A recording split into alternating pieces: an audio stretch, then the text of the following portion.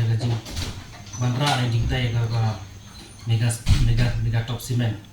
lamba ka public hearing na jaga jing betip ba jangi ka ban salong akat pratrik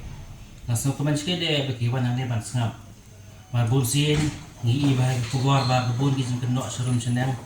klem ka jing stu na klem ka jing tip sya ka subject ne ka phang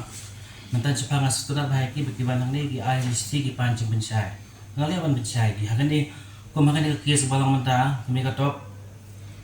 iya mega top kira apply ya environment clearance dekat kum ki ai ini kada ka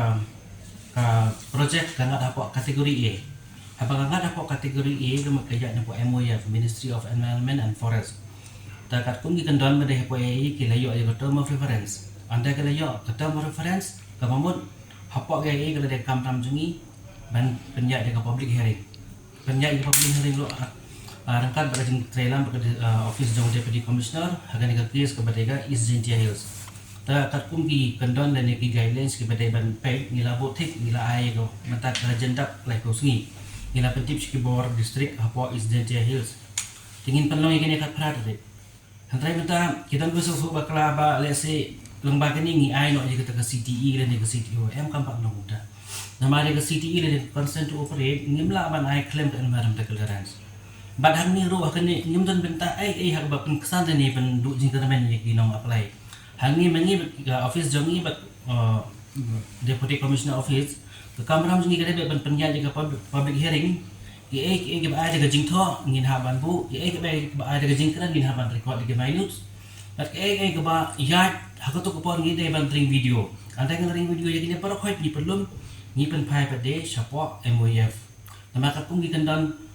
nodo kesengi bengiyo ai gitu di EIA na ki project proponent hapo anyo sengi ngi de ban bu ye kesengi ke tarik lano ngimla ban yai lai nama kadega ka rules ki guidelines hadi nang tai gini par khoi ni de ban de hapo asan sengi tengi ha ban bu de kita bangi ngi ha hapo MOF dan nata antengi la ai setai pitip ha ki is public hearing ha kadega environmental clearance kadan ka screening ke scoping public consultation mentang ingin hak apa public consultation kepada ke stage ke balai hadin yang ni ingin penpoi ke dokumen skat ki badai ki complain ki support kino ki badai chpang ka phang jong ke ni ke public hearing ki ha ban penpoi support MOF ka final call ni ke bakadu ban ale ni mai ka syong bad hak MOF ni ngim dan bentai ero nakwa pan besai kedar mai ke ni ngim dan bentai ero kementar ni kan bantang anta tidak ada yo ya environment clearance kilala kan apply ya ke consent to establish consent to operate to authority ka ba ai ki ha ban submit ke 6 monthly compliance support authority kita ki dapat monitor ya gini tak kun condition ba ai ha ka environment clearance sama kita di specific condition kita di general condition ini pada purely tang na kapang jong ka era bat ka water act dan ki ki violation ni ki jepen ken ni ya ka penting pada ban ya ada dalam mentah orang bangi impact ke pollution pipet hak mining ke don ke IBM ke approve ki mining plan yang limestone kita ki closure plan kita tentu kamlang ya ke ba sengotanat dan kena tangi ni nama kuat pada besar ni ba kadai ke collective effort nama rock kijang nama kadai ke mining apa ni mining kadai ke isi apa ni mining apa tinggal ngi apa kat bangila